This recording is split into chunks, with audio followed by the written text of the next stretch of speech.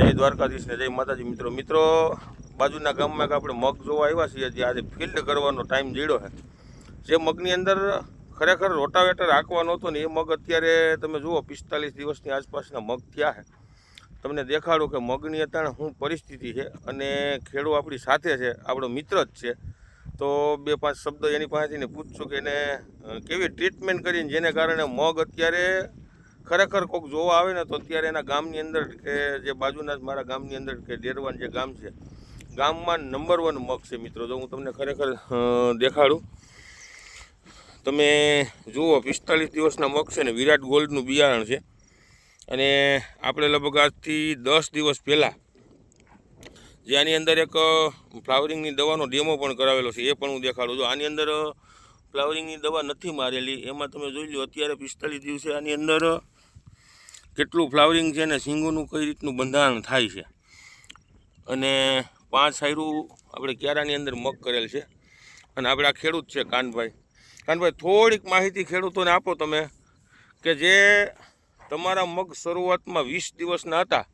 20 દિવસના મગમાં તમે કેટલી વખત દવાના ડોઝ આપ્યા હતા? મેં 4 વખત દવા છાંટી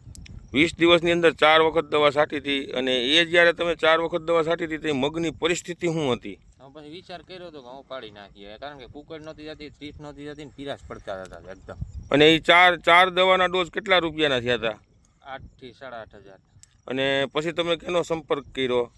મારો મિત્ર જ છે જીતેશભાઈ ડાંગર એને મેં બોલાવ્યો એને કીધું કે એક ટ્રાય માર હું કહું અને એની જે દવાના ડોઝ કર્યા હવે એને પૂછીને હું દવાના આ બધું એને જ કર્યું આ મગમાં જે છે એ અત્યારે તો એ બતાવે છે ને બધું કરે છે એને જે કીધું એ ખાતર નાખ્યું એને કીધું એ મને મેં દવા છાંટી અને એને કીધું હતું ત્રીજે દિવસે રિઝલ્ટ આવશે ત્રીજે દિવસથી નવા પાંદડા કાઢવા માંડ્યા કુકર બધી વહી ગઈ તે પછી મારે દવા જ નથી જોઈ એ 2700 રૂપિયાનો એક ખર્ચો થયો એક ડોઝ થયો એ પછી ખાતર નહીં તો આપણે જનરલ પ્રોસેસ તો એ તો આપણે ગમે ત્યાં કરવી જ પડે ને આજની તો કાલ એ તો ખર્ચામાં ન ગણાય પણ દવામાં મને 2700 રૂપિયામાં એની મારા મગ બેઠા કરી દીધા અને અત્યારે જુઓ તમે આ 42 દિવસના મગ છે.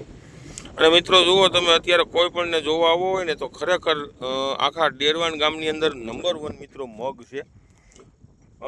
એક ખેડૂત તરીકે તમને કાયમી માટે કહું છું આની અંદર આપણી એટમ પાવર પણ જ્યારે પાણીમાં પીવડાવ્યું છે અને વ્યવસ્થિત દવાના ડોઝ અપાવ્યા છે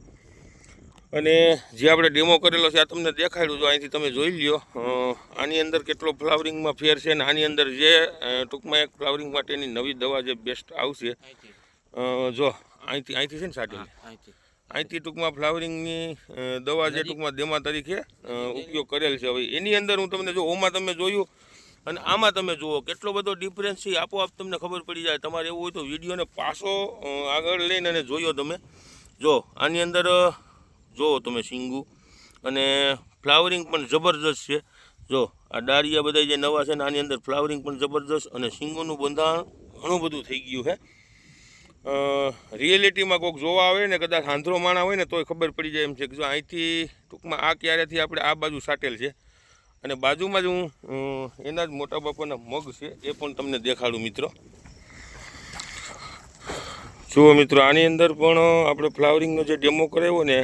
એ તમે જુઓ આમ બધી જનરલી લાગત ટૂંકમાં એવી રીતે સિંગોનું નાન છે ને બંધારણ છે ને તમે એની સિંગ જુઓ એક વખત ખરેખર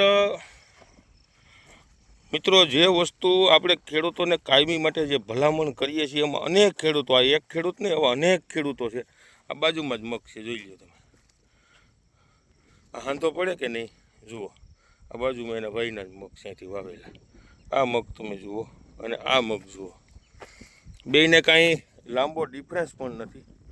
આ હવે તો અનેક ખેડૂતોને આપણે જે મગની અંદર મિત્રો ખરેખર જે જમાવટ કરાવી દીધી છે આ તો આપણને ટાઈમ જડ્યો ને કાનભાઈની ફિલ્ડમાં આવ્યા છીએ બાકી આપણે ખેતી કરીએ એટલે આપણી પાસે ફિલ્ડનો પણ ટાઈમ ન હોય મિત્રો તો ખરેખર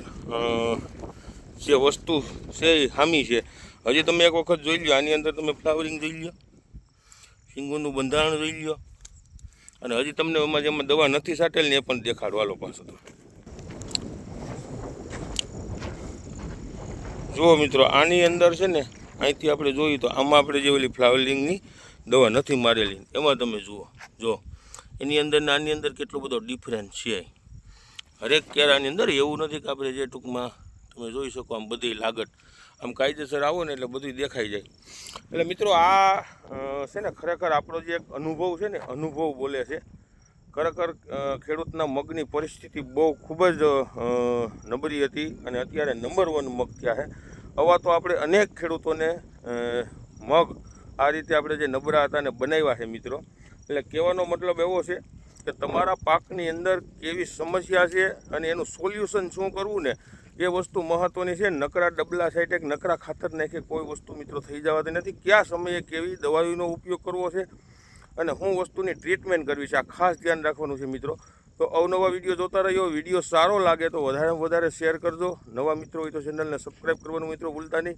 આગળ આપણે મગફળી બાબતના વિડીયો હમણાં ચાલુ કરશું મિત્રો. ઘણા દિવસથી આપણે વિડીયો નહોતો એવો આપણે કામમાં હતા એ માટેથી. તો અવનવા વિડીયો જોતા રહ્યો. જય જવાન જય કિસાન.